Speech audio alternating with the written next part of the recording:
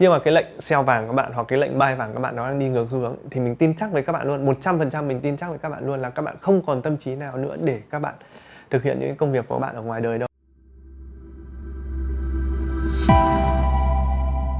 Trong video này, ngày hôm nay mình sẽ chia sẻ cho mọi người câu chuyện của chính mình là làm như thế nào để mình vừa đảm đương được hai công việc.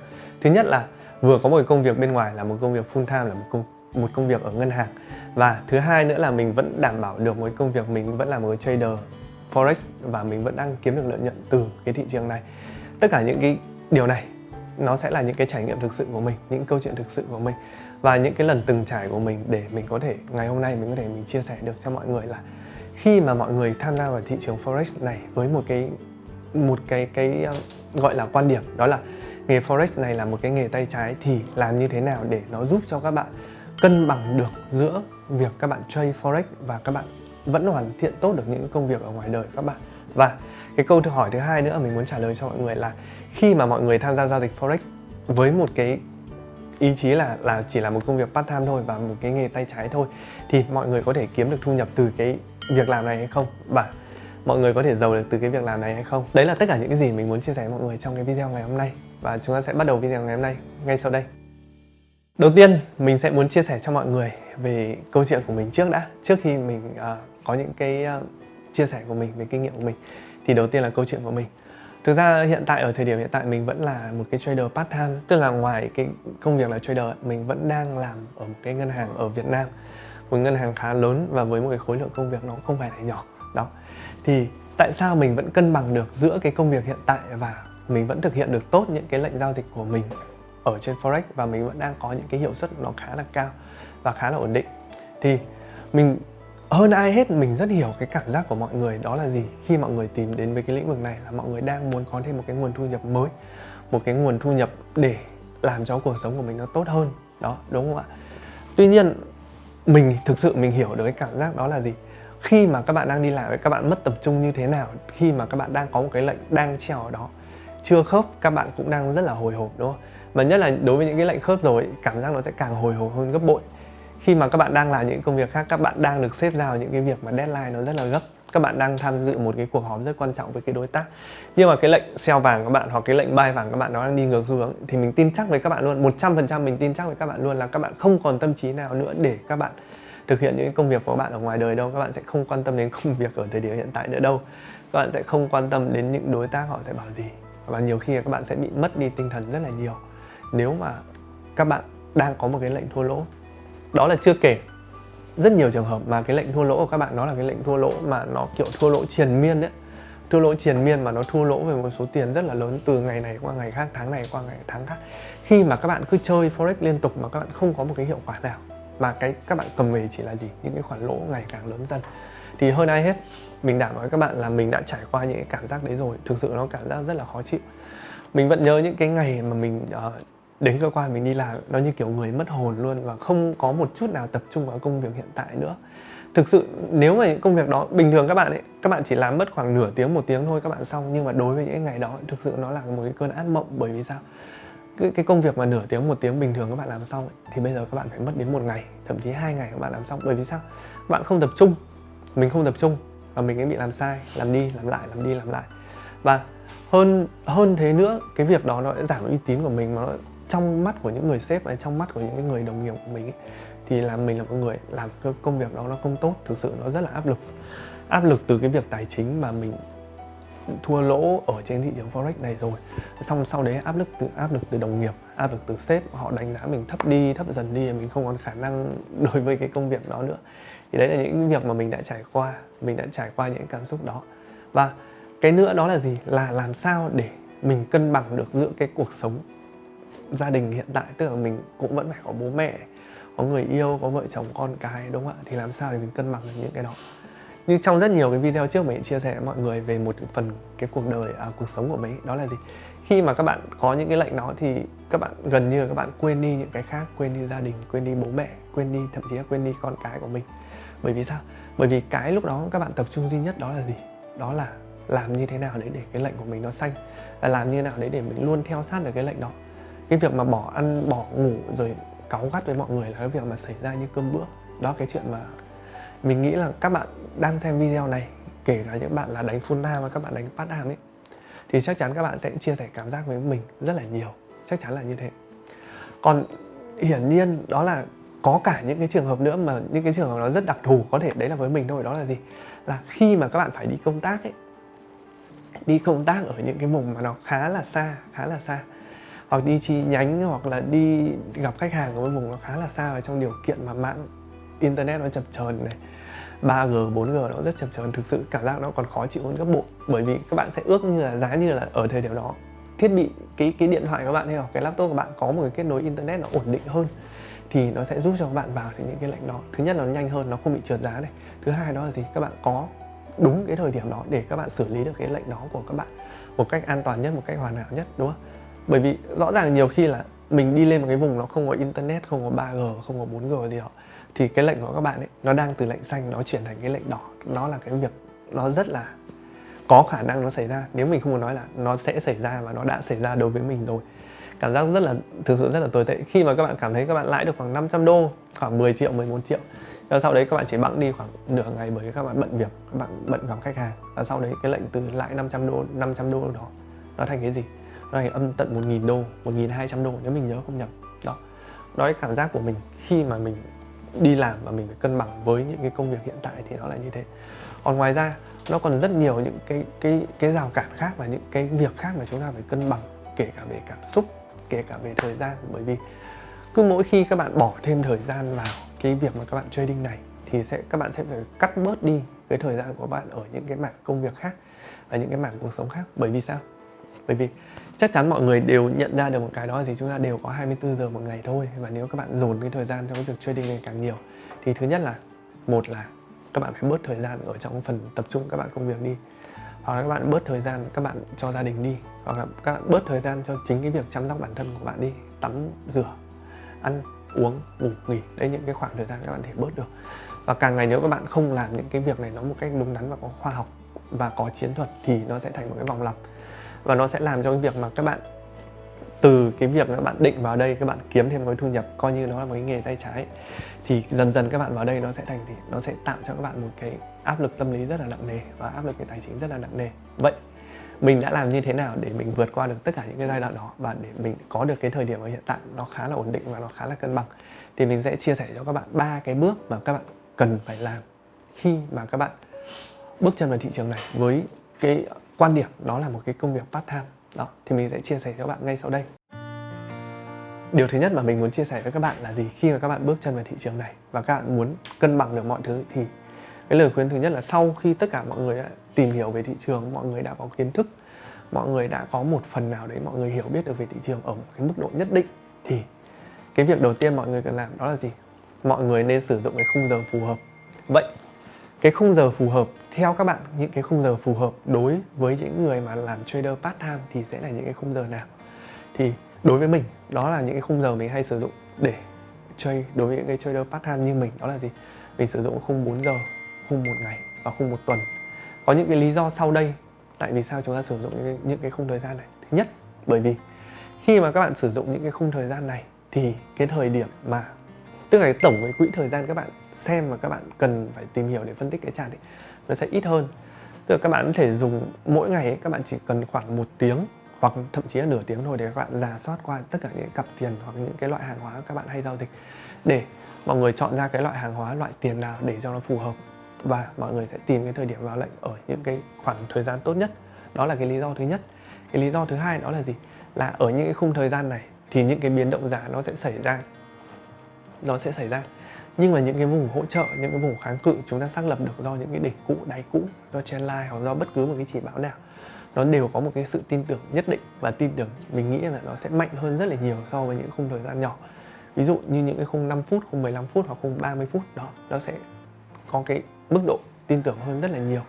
Cái thứ ba mình muốn nói mọi người là gì? Đó là cái thời gian mọi người vào lệnh ấy, là mọi người vào lệnh nó sẽ ít hơn, thì nó sẽ giúp cho mọi người đỡ bị cái cảm giác mà kiểu thèm vào lệnh ấy, liên tục vào lệnh. Nó sẽ giúp cho mọi người bớt đi cái cảm giác đó. Và nhớ là sau khi mọi người bớt đi được cái cảm giác đó thì chắc chắn mình cam đoan mọi người là cái mức thua lỗ mọi người sẽ ít đi. Bởi vì sao? Bởi vì khi mà các bạn vào lệnh những khung thời gian lớn thì nó sẽ cần những khoảng thời gian cố định, những cái khoảng thời gian nhất định để những cái lệnh đó của bạn nó có kết quả, để các bạn biết được nó là lãi hay nó là lỗ, đúng không? Ví dụ như các bạn vào khung 4 giờ và khung một ngày thì nó sẽ cần phải đâu đấy ít nhất khoảng 2 ngày đến 3 ngày, thậm chí 4 ngày để nó biết được cái lệnh đó của bạn lỗ hay bạn lãi. Thì cái việc các bạn cần làm là sau khi các bạn có kiến thức, các bạn có kinh nghiệm và các bạn có mức hiểu biết nhất định về thị trường thì các bạn vào lệnh, sau đó các bạn set những mức take profit và những stop loss cho nó phù hợp với cái hệ thống giao dịch của các bạn. Và sau đấy cái việc cần làm của các bạn là gì? Các bạn để cái đường giá nó chạy và để thị trường nó chạy theo cách của nó. Và cái việc của chúng ta cần làm đó là gì? Chúng ta sẽ vào để chúng ta take profit hoặc chúng ta stop loss khi nó là ở trong trường hợp khẩn cấp. Đó. Thì với những cách làm đó thì mình sẽ có những cái thời gian để mình làm những cái công việc khác ở bên ngoài xã hội, những cái công việc khác, những công việc chính của mình. Thay vì cứ mỗi khi các bạn vào lệnh xong là các bạn lại mở điện thoại ra các bạn xem giá như thế này, xem giá như thế kia, là cái lệnh của mình vào đang là lệnh xanh hay đang là lệnh đỏ, đúng không? Và cứ như thế, nếu các bạn xem như thế liên tục thì chắc chắn là các bạn sẽ bị tâm lý rất là nhiều. Thậm chí nó vừa mới xanh xong các bạn đã chốt lời, và nó vừa mới đỏ xong các bạn đã cắt lỗ, và sau khi chốt lời xong thì giá nó lại lên tiếp, và ngược lại, sau khi cắt lỗ xong thì giá nó lại đi theo đúng theo những cái gì mà các bạn đang suy đoán. Đó, đấy là những cái rủi ro chắc chắn mà các bạn gặp phải khi mà các bạn đánh những khung thời gian nhỏ. Thế nên là lời khuyên của mình đối với những cái bạn trader mới và muốn làm cái việc này làm công việc part time ấy, thứ nhất là các bạn đừng quên là các bạn hãy sử dụng những khung thời gian lớn và các bạn đừng sử dụng khung thời gian nhỏ, bởi vì nó sẽ ảnh hưởng rất nhiều đến công việc của các bạn, những cái hiệu suất làm việc của các bạn ở những công việc ngoài đời thực các bạn. Đó, nhớ, đây là cái điều thứ nhất mà mình muốn chia sẻ với các bạn. Cái thứ hai mà mình muốn chia sẻ với các bạn đó là gì? Là các bạn phải có cái kế hoạch giao dịch và một cái ý của mình ấy, là các bạn phải có một cái gì đó nó vào guồng, nó như kiểu một cái thời khóa biểu ấy. Các bạn phải xác định được là các bạn vào lệnh như thế nào và các bạn set up lệnh như thế nào. Thì đó, mình xin chia sẻ với mọi người cái kế hoạch của mình nó là như thế này. Đó là vào thứ Bảy, Chủ nhật hàng tuần thì cái hệ thống tất cả những cái thị trường giao dịch Forex thì nó đều đóng cửa. Thì đây thực sự là một cái thời điểm rất là tốt để mọi người rà soát lại toàn bộ những cái gì đã diễn ra ở trong tuần trước và sẽ dự đoán những cái gì nó đã xảy ra ở trong tuần sau, đúng không ạ? Thì cái việc chúng ta cần làm là gì? Chúng ta thứ Bảy, Chủ nhật chúng ta được nghỉ. Như công việc của mình được nghỉ thứ Bảy. Thì với mọi người có thể đi làm thứ Bảy chẳng hạn, thì mọi người có thể sử dụng ngày Chủ nhật, nhất là buổi tối ngày Chủ nhật để mọi người làm gì? Thứ nhất là xem lại những cái gì mọi người đã vào lệnh ở trong tuần trước để rút kinh nghiệm. Thứ hai đó là gì? Cập nhật tin tức là một điều chắc chắn mọi người phải làm. Tin tức kinh tế thế giới ở trên tất cả những cái trang web của Việt Nam lẫn của nước ngoài. Đó, đấy là cái thứ hai mọi người cần phải làm. Cái thứ ba là mọi người bắt đầu rà soát những cái chart và những cái loại hàng hóa, những cái loại cặp tiền mình giao dịch và đưa ra cái kế hoạch của mình, dự đoán cái kế hoạch của mình dựa trên những cái khung thời gian mình đã nói ở trong cái phần 1, tức là khung 4 giờ, khung 1D và khung 1 ngày và khung 1 tuần, để chúng ta có cái kế hoạch giao dịch cho tuần sau. Ít nhất cái mục đích của các bạn ấy, sau khi cái ngày thứ Bảy hoặc Chủ nhật các bạn làm là các bạn phải đưa ra được cho mình những cái đó là gì? Trong tuần sau liệu những cái loại đó nó sẽ ở trong cái xu hướng tăng hay trong cái xu hướng giảm? Cái thứ hai là nếu mà nó ở trong xu hướng tăng, trong xu hướng giảm thì đối với hệ thống giao dịch của mình là mình sẽ ước lượng được là ở khoảng mức giá bao nhiêu mình sẽ vào lệnh. Đó. Cái thứ ba đó là gì? Là chúng ta có thể tham khảo thêm những cái nguồn tin khác ở trong những cái nhóm khác. Ví dụ như cái nhóm của mình nó đang hoạt động là mọi người đều có chia sẻ kiến thức, chia sẻ thông tin và cập nhật tất cả những cái gì mọi người có và đưa lên đó. Thì để làm gì? Để chúng ta cùng trao đổi, để chúng ta cùng đóng góp ý kiến cho nhau. Ví dụ như trong tuần này các bạn dự đoán là trong tuần sau giá dầu nó có thể tăng chẳng hạn, thì các bạn thể đưa cái kết quả đó, cái phân tích đó lên trên cái nhóm của mình. Cái nhóm của mình thì mọi người sẽ cùng comment và mọi người cùng góp ý để cái ý tưởng của các bạn nó hoàn thiện hơn. Đó là cái điều hay nhất mà mình muốn chia sẻ mọi người ở trong cái cứ tạm gọi là cái phiên làm việc của các bạn vào ngày cuối tuần đi. Đó. Vậy là xong ngày thứ Bảy, Chủ nhật chúng ta đã xong cái công việc của ngày thứ Bảy, Chủ nhật. Vậy những cái ngày trong tuần từ thứ Hai đến thứ Sáu chúng ta sẽ làm gì? Vậy đối với những ngày từ thứ Hai đến thứ Năm thì chúng ta sẽ có những kế hoạch như thế nào? Thì đây sẽ là một cái gợi ý của mình dành cho các bạn. Đó là gì? Đó là bởi vì những cái ngày từ thứ Hai đến thứ Sáu là chúng ta vẫn phải làm việc, vẫn phải có những kế hoạch làm việc, những công việc bình thường trong ngày, đúng không? Thì chúng ta sẽ có chia ra nó là buổi sáng, buổi trưa và buổi tối.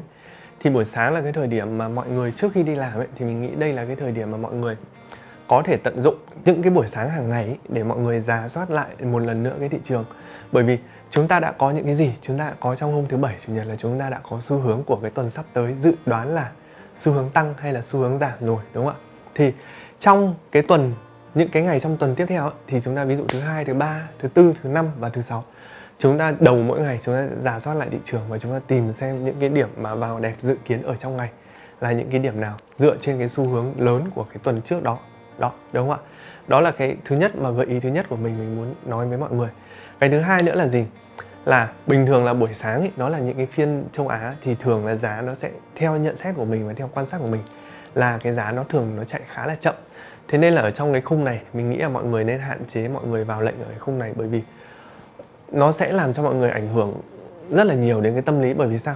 Bởi vì vào lệnh xong ấy là liên tục chúng ta sẽ có cảm giác chúng ta phải canh cái lệnh đó, mặc dù thị trường nó chưa chạy, giá nó chưa chạy nhiều, nhưng mà chúng ta vẫn liên tục có cảm giác chúng ta thấp thỏm, lo âu là giá nó sẽ chạy như thế nào và lệnh của chúng ta nó đang xanh hay đang đỏ. Đó. Thì với buổi sáng mình nghĩ nên cái việc chúng ta nên làm là gì? Trước khi đi làm, trước khi đưa con đi học, trước khi ăn sáng là chúng ta nên rà soát lại thị trường một lúc. Nó sẽ mất khoảng từ nửa tiếng đến khoảng 40 phút gì đó để mọi người rà những cặp tiền mọi người hay đánh, những cái loại hàng hóa mọi người hay đánh, để mọi người tìm ra được cái điểm vào lệnh nó tương đối là ok trong ngày. Vậy là chúng ta có buổi sáng. Thì đến buổi trưa, sau khi chúng ta có những cái setup để chúng ta vào lệnh buổi sáng, thì đến cái thời điểm buổi trưa là cái thời điểm để chúng ta check xem, chúng ta kiểm tra xem là những cái lệnh đó của chúng ta, thứ nhất là nó đã khớp hay chưa. Nếu mà nó khớp rồi thì chúng ta sẽ làm gì tiếp theo, và nếu mà nó chưa khớp thì chúng ta sẽ cân nhắc là chúng ta có thay đổi cái phương án của chúng ta hay không, và chúng ta có hủy cái phương án cũ thay bằng cái phương án mới hay không. Đó là những kế hoạch chúng ta dành cho buổi trưa và cái buổi đầu giờ chiều. Đó. Và cái cuối cùng đó là đến buổi tối. Buổi tối khi mà mọi người đi làm về, sau khi mọi người làm xong những công việc hàng ngày, cuộc sống hàng ngày của mọi người, thì đây là cái thời điểm để mọi người làm gì? Mọi người sẽ review lại tất cả những cái lệnh mà mọi người đã vào trong ngày để xem là chúng ta cần làm gì cái lệnh đó. Chúng ta nên chốt lời, chúng ta nên cắt lỗ, hoặc chúng ta nên nhồi thêm lệnh, hoặc chúng ta nên cắt bớt, hoặc bất cứ một cái điều gì đó là chúng ta có thể là chúng ta làm vào buổi tối. Và một cái gợi ý nữa của mình đó là gì? Trong những cái khung thời gian buổi tối thì mọi người có thể áp dụng những cái chiến thuật mọi người đánh scalping, tức là đánh ngắn và siêu ngắn, theo những cái mô hình và những cái hệ thống giao dịch mà mình đã từng chia sẻ với mọi người là trong những khoảng thời gian đó. Ví dụ từ khoảng 10 giờ đến khoảng 11 giờ, 12 giờ thì đó là mọi người có thể thực hiện đánh scalping ở những khung thời gian ngắn để gia tăng và tối ưu hóa thêm lợi nhuận. Đó. Đấy là tất cả những cái gì mà mình muốn nói mọi người, như là kiểu chúng ta sẽ làm thành một cái thói quen và làm thành một cái thời gian biểu, đó là cuối tuần chúng ta sẽ làm gì, lên kế hoạch cho tuần tiếp theo. Trong tuần thì chúng ta sẽ làm gì vào buổi sáng, làm gì vào buổi trưa và làm gì vào buổi tối, đúng không ạ? Đó, tất cả những cái đó chúng ta nên làm theo kế hoạch và chúng ta nên làm theo nó rất là nhiều, lặp đi lặp lại cho nó đến khi nó thành một cái thói quen. Điều thứ ba mình muốn chia sẻ với mọi người đó là gì? Là chắc chắn mọi người sẽ dần mọi người sẽ phải tăng cái khối lượng mà mọi người đầu tư vào cái thị trường này lên. Ví dụ mình nghĩ là một cái mức lợi nhuận mọi người kỳ vọng ở mức mà khoảng 15 đến 20% một năm gì đó là một cái mức lợi nhuận mọi người có thể đạt được khi mọi người tham gia vào thị trường này ở cái vai trò là một part-time trader. Ví dụ nếu mọi người đầu tư vào đây với số tiền khá là khiêm tốn và khá là hợp lý, tức là khoảng 1.000 đô, thì với mức lợi nhuận khoảng 20% hoặc là 15% gì đó, thì mỗi năm với 1.000 đô đầu tư vào thì đến cuối năm mọi người sẽ được mức lãi là khoảng 200 đô. Đó. Đấy là trong một năm thì mọi người sẽ được cái mức lãi là như thế. Mình nghĩ là khá là ok và khá là phù hợp. Và nó đang cao hơn khá là nhiều so với những kênh đầu tư khác ở trên thị trường thời điểm hiện tại. Ví dụ như là gửi tiền, hoặc những kênh đầu tư truyền thống mọi người sẽ bị chịu rủi ro rất là nhiều. Ví dụ như Covid ở thời điểm hiện tại. Đó là một cái ví dụ rõ ràng để mọi người thấy là đầu tư những kênh truyền thống nó sẽ có những cái khó khăn nó như thế nào. Đó.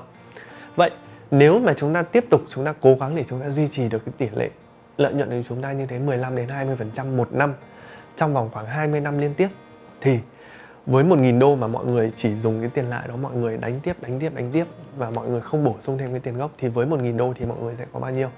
Chúng ta sẽ có đâu đó khoảng vài chục nghìn đô, khoảng mình nhớ không nhầm khoảng 27 28.000 đô gì đó. Nó sẽ một con số rất là nhiều. Sau 20 năm nữa mà mọi người vẫn giữ được cái phong độ này và mọi người cứ mỗi năm mọi người lại bỏ thêm, coi như mọi người lại đầu tư thêm 1.000 đô vào, thì chắc chắn cái con số mà mình sẽ nói cho mọi người biết là sau 20 năm với cái cách mà chúng ta làm như thế thì cái con số chúng ta nhận được sẽ là khoảng đến 100.000 đô, 286.000 đô tầm đó. Con số rất là lớn, rất là khủng, đúng không ạ? Và nó chắc chắn nó sẽ cần rất là nhiều những cái nỗ lực, những cái cố gắng của mọi người nếu mọi người làm những công việc bình thường ở bên ngoài để mọi người đạt được những cái con số đó. Một con số rất là lớn, thực sự rất là lớn để mọi người đạt những cái con số đó. Như vậy là trong video này mình đã chia sẻ cho mọi người tất cả những câu chuyện của mình và những kinh nghiệm của mình là làm như thế nào để chúng ta làm một cái trader part time và chúng ta vẫn có một cái mức lợi nhuận nó khá là ok và khá là ổn định, đúng không ạ? Và mình xin tóm tắt lại cho mọi người những cái gì mà mọi người cần lưu ý. Đó là gì? Thứ nhất là mọi người nên sử dụng những cái khung thời gian lớn để mọi người đạt được những cái hiệu suất cao và nó sẽ bớt ảnh hưởng đến công việc hiện tại của mọi người. Thứ hai là mọi người nên tạo ra một cái thói quen và nên tạo ra một cái lịch trình cố định là vào cuối tuần mọi người làm gì, trong tuần mọi người sẽ làm gì. Và thứ ba là sau khi tất cả chúng ta đã hoàn thiện được cái điều số 1 và điều số 2 thì là cái thời điểm chúng ta hoàn thiện cái hệ thống giao dịch của mình, và chúng ta có thể bổ sung vốn, bổ sung cái số tiền đầu tư của chúng ta vào trong tương lai. Đó, đấy là 3 cái điều mà mình muốn chia sẻ với mọi người trong cái video ngày hôm nay. Và mình rất hy vọng là qua những câu chuyện của mình, qua những kinh nghiệm của mình là mình sẽ giúp được cho mọi người ít nhiều khi mọi người bước chân vào thị trường này và với một vai trò là một part-time trader. Và mình đều chúc mọi người sẽ có những kết quả giao dịch thật là tốt. Và nếu được thì mọi người hãy chia sẻ câu chuyện của mọi người và chia sẻ những cái gì mọi người đã áp dụng được và những cái gì mọi người trải qua bằng cách comment ở dưới video này. Và rất mong nhận được những phản hồi của các bạn để chúng ta cùng làm cho tất cả chúng ta đều đạt được những cái mức lợi nhuận nó tốt hơn, những cái hệ thống giao dịch nó tốt hơn và đều có những cái trải nghiệm tốt hơn khi chúng ta giao dịch với thị trường này. Và tất nhiên rồi, cảm ơn mọi người đã dành thời gian theo dõi video của mình ngày hôm nay và hẹn gặp lại các bạn trong những video lần tiếp theo.